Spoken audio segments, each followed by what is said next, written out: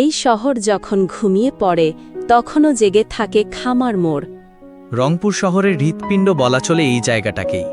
বিকেল হতে না হতেই ছাত্রছাত্রী, চাকুরিজীবী, ব্যবসায়ী সবাই এসে ভিড় করে এখানে। চায়ের কাপের ধোঁয়া আর গল্পের আসর একে অপরকে ছুঁয়ে যায়।